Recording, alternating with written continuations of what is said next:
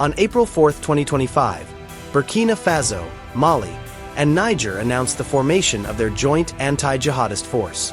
The 5,000-troop force was first announced in late January 2025 by the three neighboring countries under the purview of their joint economic, political, and defense confederation, the Alliance of Sahel States, AES. According to Niger Defense Minister Salifou Modi, the force has their own personnel and an unspecified coordination system to cover aerial, ground, and intelligence operations. Malian Foreign Minister Abdoulaye Diop further noted that Russia is a strategic partner to the effort. Russian Foreign Minister Sergei Lavrov reiterated Moscow's support for the alliance, offering to deploy Russian weapons experts to equip the force with specific arms. Following the fall of the three Sahel states to coup governments between 2022 and 2023, Burkina Faso, Niger, and Mali have grown closer to each other, though increasingly isolated from regional partners and foreign forces. On January 29, 2025, the three junta governments officially withdrew from the decades-old Economic Community of West African States, ECOWAS, regional alliance in favor of AES. According to the three Sahel states, ECOWAS was too under the control of France, a former colonial power in the region. On January 22, 2025, militants from the Al-Qaeda-affiliated Jamaat Nusrat al-Islam wal Muslimin, JNIM, ambushed and seized a military base in Seba in northeastern Burkina Faso. The militants then stormed the town of Seba and opened fire on its residents for several hours. At least 27 were killed and dozens of others were reportedly injured. The military base is critical as the town relies on military convoys to deliver goods and supplies. Despite joint counter-terrorism initiatives, the Burkinabe government has also been guilty of concealing the severity of terror attacks and the number of fatalities resulting from such events. On October 4, 2024, a French government security assessment reported that in August 24, 2024, attack in the town of Barcelogo resulted in significantly more civilian casualties than previously reported. According to the assessment, up to 140 civilians were injured and 600 civilians were shot dead. 200 more fatalities than initial estimates. The majority of those killed were civilians forced by troops from state-sponsored militias to dig a vast defensive trench network. The civilian counter-terrorism militia, Volontaires pour la défense de la patrie, Volunteers for the Defense of the Fatherland, or VDP, has served as a preliminary line of defense in the Burkinabe counterinsurgency strategy. However, their deployment has resulted in significant collateral damage and inadequate protection for civilians. Within the first 8 months of 2024, jihadist-related casualties reached record levels since the insurgency started in 2015. More than 6,000 casualties have been reported, of which 1,000 were civilians. Before the January 2016 attack on the Splendid Hotel and Cappuccino Café in Ouagadougou, which killed 30 people, Burkina Faso had been largely free of extremist and terrorist incidents. This history was all the more remarkable considering the country's proximity to terrorist groups operating in neighboring Mali, where the government has long struggled to combat terrorist groups like AQIM, Al-Murabitaun, Ansar al-Din, and others. Beginning in 2015, however, Burkina Faso began to suffer intermittent cross-border raids targeting Burkinabe police and military outposts near the country's northern border with Mali. When Roch-Marc Christian Cabaret replaced Burkina Faso's long-standing President Blaise Compaoré in December 2015, Cabaret announced that counter-terrorism would be among his government's top priorities. In November 2020, Cabaret was re-elected as president of Burkina Faso. During his December 2020 inauguration, he vowed to focus on national reconciliation in order to address ethnic and religious tensions fueling terrorism. The attack in Ouagadougou 2 weeks after Cabaret's first inauguration revealed the country's susceptibility to terrorism. Since the January 2016 attack, Burkina Faso has reported several terrorist incidents, including the kidnapping of foreigners by Al-Qaeda's Sahel-based group AQIM, and 2 attacks by an ISIS-inspired breakaway group. Facing discontent and calls to resign in October 2016, Cabaret claimed that the terrorism situation in Burkina Faso is under control. To secure his country's borders, Cabaret announced his efforts to recall Burkinabe soldiers deployed in UN missions in Sudan and Mali, among other efforts. On January 24, 2022, Burkina Faso's military deposed Cabaret, dissolved his government, and suspended the constitution. The coup came amid a deteriorating security situation and protests against the government's inability to counter Islamist militants. For the first time since independence from French colonial rule, Burkinabe state authorities have lost control of parts of the country, according to a January 2019 International Crisis Group report. Throughout 2018, jihadist violence spread from the Somme province, the epicenter of the Ansar al-Islam Lilikad wal Jihad insurgency, into other provinces in the north. Eastern Burkina Faso also suffered from violent extremist attacks, which were targeted at military personnel and civilians. In early 2020, the jihadist violence also spread west to the Bouclé du Mouhoun region, known as the country's breadbasket, threatening a major food source in a country where food insecurity affects 2 million people. According to the United Nations Office on the Coordination of Humanitarian Affairs, Burkina Faso has become home to one of the fastest-growing humanitarian crises in Africa in 2019. By October 2019, 486,000 were forced from their homes in Burkina Faso, more than 6 times as many people who were displaced in January. Within 1 year, the number of displaced people doubled to 1 million. The UN Acting Secretary-General for Humanitarian Affairs Ramesh Rajasingham warned in February 2021 that Burkina Faso is on the brink of becoming a protracted crisis. As of December 2021, more than 1.4 million people have been displaced inside Burkina Faso, according to the government. On December 1, 2021, following a visit to the country, the UN Commissioner for Human Rights Michelle Bachelet warned that more than 3.5 million people are in need of humanitarian assistance in Burkina Faso, a 60% increase since January 2020. Burkina Faso also continues to host more than 20,000 refugees and asylum seekers, mostly from Mali, as of July 2021. In April 2022, the Associated Press reported that nearly 630,000 people were expected to be on the brink of starvation. A May 2022 Human Rights Watch report asserted violent atrocities against civilians are increasing in Burkina Faso. Human Rights Watch recorded dozens of rapes, hundreds of killings, and the destruction of villages by extremists across the country between September 2021 and April 2022.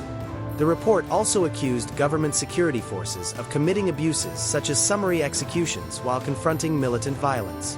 Burkina Faso plays a key role in counter-terrorism efforts in West Africa.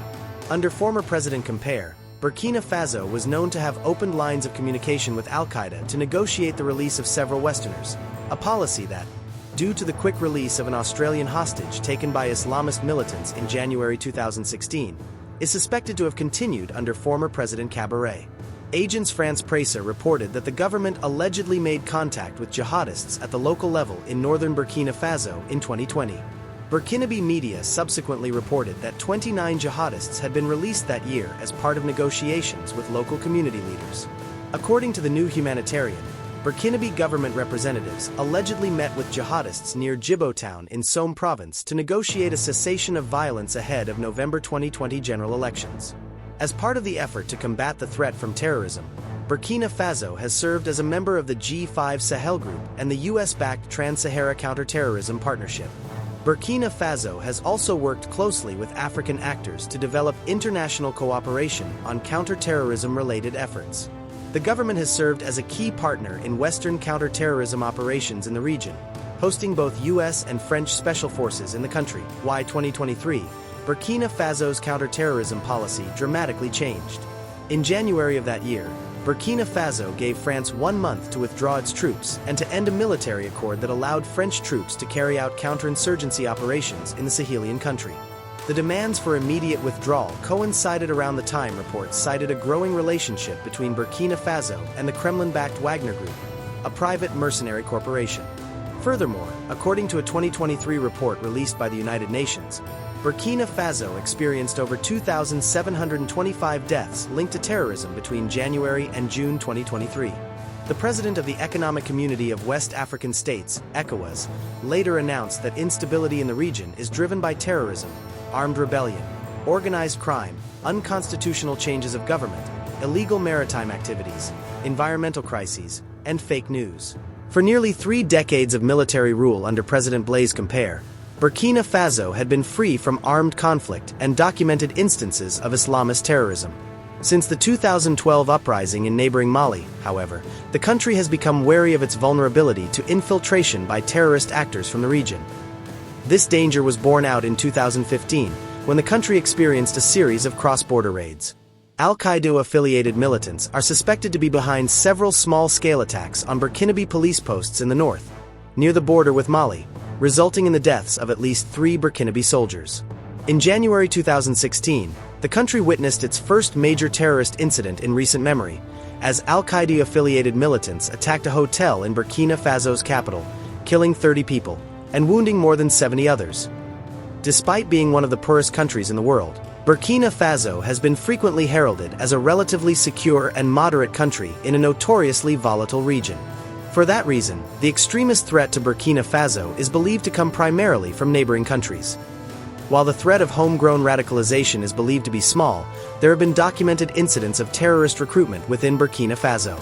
Augustine Lowada and Peter Romaniuk, writing for Denmark's Ministry of Foreign Affairs in 2014, have done extensive research into the threat of radicalization from within Burkina Faso and concluded that although there are cases of recruitment within Burkina Faso, there is no firm evidence of systematic radicalization within the country. Lowada and Romaniuk have heard of extremist foreign preachers sometimes visiting Burkina Faso. Nonetheless, the researchers concluded in 2014 that the threat of homegrown radicalization from within Burkina Faso was small. Since then, however, the country has experienced numerous terrorist incidents, making a number of arrests and reportedly thwarting a terrorist cell in the Ouagadougou neighborhoods of Yagma and Kilwin. Of the extremist groups operating in the region, some have managed to remain active within Burkina Faso. In a June 2017 interview, Lomusa Robgo, coordinator of Equal Access, a counter-extremism NGO, said extremism is taking hold in Burkina Faso.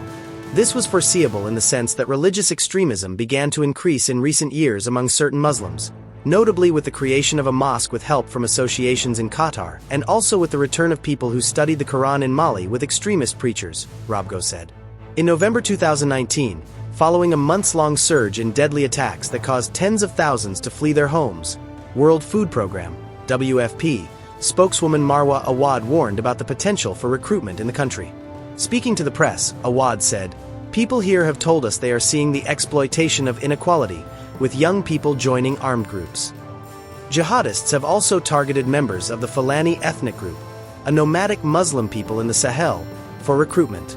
The Fulani have historically been a minority within Burkina Faso, a fact that Salafists and Al-Qaeda-linked groups have exploited.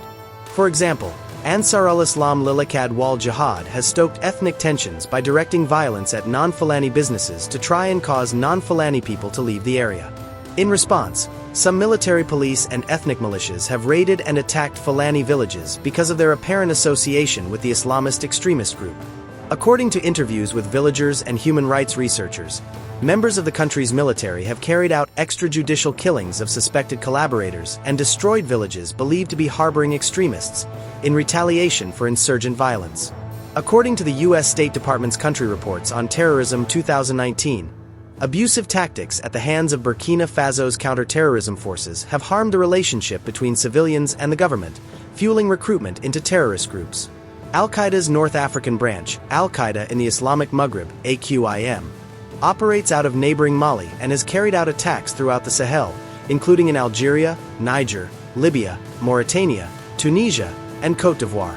While AQIM is just one of many jihadist groups operating in Mali, analysts consider other groups to be extensions of the larger Al-Qaeda brand, AQIM, and its affiliated group Al-Marabitown claimed responsibility for the January 2016 attack on a hotel in Ouagadougou. AQIM and its affiliated group Al-Marabitown claimed responsibility for the January 2016 attack on a hotel in Ouagadougou, an attack that left 30 people dead and 71 more wounded in what was the deadliest terrorist attack in the country's modern history. The two extremist groups, formerly competitors, had reconciled and regrouped in December 2015, with the Al-Marabitown cell operating under the broader AQIM banner. Although AQIM and other affiliated terrorist groups were not known to recruit in Burkina Faso before 2015, Burkinabe police in 2016 claimed to have uncovered and dismantled a terrorist cell in the Yagma and Kilwin neighborhoods of Ouagadougou. According to the government, the police had received tips that there was a cell looking to recruit Burkinabes there to join and train with terrorist groups abroad and return home to carry out attacks. Their specific terrorist affiliation was not disclosed, and the incident remains under investigation. However, due to Akim's ties to various local terrorist outlets in the region, it is suspected that the cell was in some way linked to the broader AQIM movement. In March 2017, Akim announced it was merging with local Salafist groups Al-Murabitown and Ansar al-Din (AAD) to form Jamaat Nusrat al-Islam wal Muslimin (JNIM), or Group for the Support of Islam and Muslims. JNIM also absorbed the Messina Liberation Front (MLF), an AAD-affiliated Islamist group. Though it is operating under a new name and with a new emir, JNIM appears to remain under the command of AQIM and Al-Qaeda Central. Though it is mostly active in Mali, JNIM has conducted operations in Niger and Burkina Faso. JNIM leader Iyad Ag Ghali named France as the NIM's primary enemy, stating that the former colonial power in the Sahel has historically been the #1 enemy of Muslims in the region. The group has claimed several attacks on French regional interests in 2018. On March 3, 2018, JNIM launched coordinated attacks in Ouagadougou, striking France's embassy and the Burkinabe military headquarters. The attack left 16 dead, including 9 attackers, and another 85 people injured. The U.S. Department of State designated JNIM as a foreign terrorist organization on September 5, 2018. The group continues to launch attacks in the area, including a November 11, 2020 ambush on a military convoy from Tinikoff, an area of Burkina Faso that borders Mali and Niger. The attack left 14 soldiers dead and has also been claimed by ISGS in 2020. Al-Qaeda and its affiliates in the region suffered at least 2 high-profile leadership losses. On June 4, French troops launched an operation in northern Mali, which targeted and killed Abdelmalek Drukdel, the head of Al-Qaeda's affiliates in North Africa and the Sahel. Drukdel oversaw the organization's expansion in the Sahel and Maghreb through financing, planning, and carrying out terrorist attacks. In November, French troops in eastern Mali killed Ba Ag Moussa, AUDS, and U.N, designated terrorist leader who served as the top commander and military head of the JNIM.